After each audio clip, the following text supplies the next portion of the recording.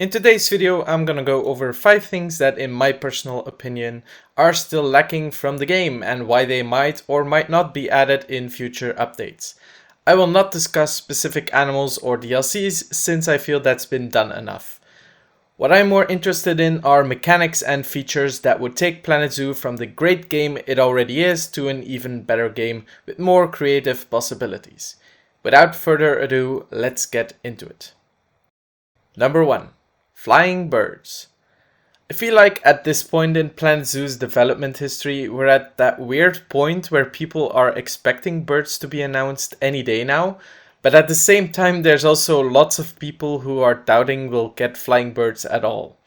I personally was convinced we'd get aviary birds right after the Egyptian fruit bat was announced, but Frontier has yet to include a single flying bird in their DLCs. We've come at the point where people are so desperate for birds that they're willing to believe even the most obvious hoaxes on the Planet Zoo forum. Nice argument, Senator. Why don't you back it up with a source? My source is that I made it the fuck up. I still think we're getting birds. From a business perspective, Frontier would be crazy to not have at least one DLC dedicated to them, so why haven't we gotten them yet? My guess is as good as anyone else's, but flying animations being one of the hardest things to create is probably one of the reasons. Number 2. Modular netting. If we ever do get birds, you're gonna want to build a nice aviary for them. But have you ever tried using the mesh pieces to build netting for an aviary or even for a primate habitat? It can take hours, if not days, to get it right.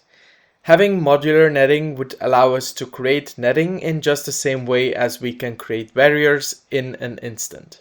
The way it would work is you essentially create a polygon of markers to signal to the game which areas you want to fill up with netting. Just like the barriers create a fence between two markers, modular netting would create a mesh between a number of points.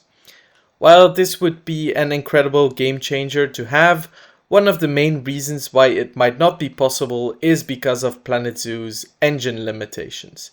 If modular netting is something that is impossible to code within the Cobra engine, it's likely we'll never see this game feature come to existence. However, I do hope the developers of the game come up with something though, especially since they have been introducing new game features such as the cinematic camera and the new widget tool. Number 3. More guest animal interactions. With the addition of spitting behavior, the door has been opened for more interactions between guests and animals.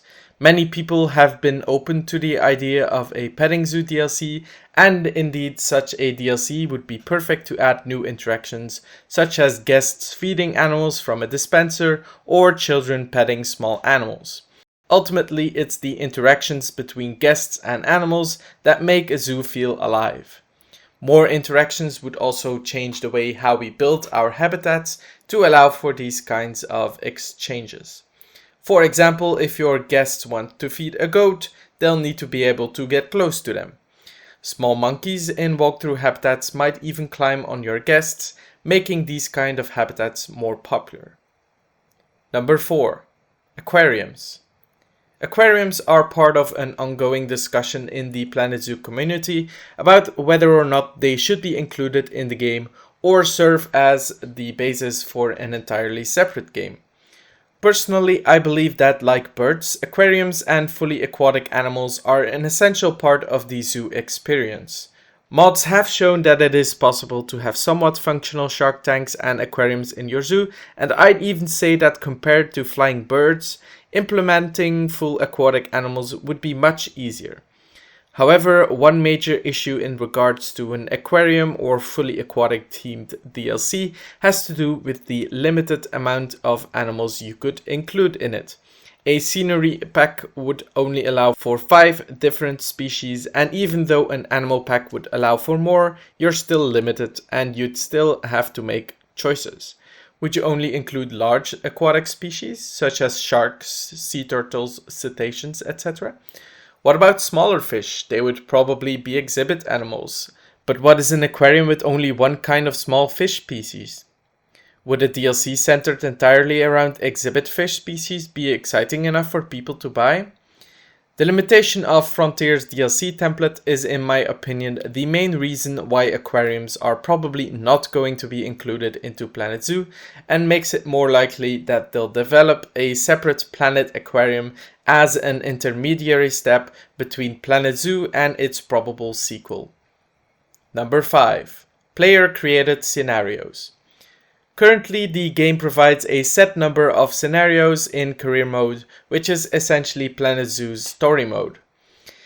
In these scenarios, you are presented with a challenge and objectives you have to complete. I myself haven't really played career mode, but I know there's large parts of the community that enjoy the challenging aspect of it. However, one of the main issues with these types of scenarios is the lack of replayability. Once support for the game ends and there will be no new scenarios, career mode will likely fade into the background of the Planet Zoo community.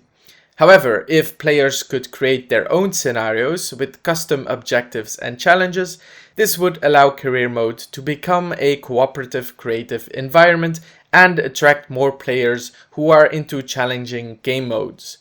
Imagine if you could create your own map of an empty zoo, create a backstory for it, and set some objectives that players have to complete. For example, renovating a zoo in a former Soviet republic, the infrastructure is all broken down, animal welfare is a huge issue at the start of the game, and income is very tight. In this custom scenario, you could perhaps set a couple of objectives with rewards, like for example improving animal welfare will allow you to apply for EAZA status and bring more subsidies to your zoo, and perhaps even allow you to get more rare animals. In my opinion, there's a huge untapped potential there that would take career mode to the next level. These were my top 5 game features that are still lacking from Planet Zoo. Let me know in the comments if you agree with me or if you have ideas of your own that might completely change the game as we know it. I hope you liked this video and I'll see you next time. Bye!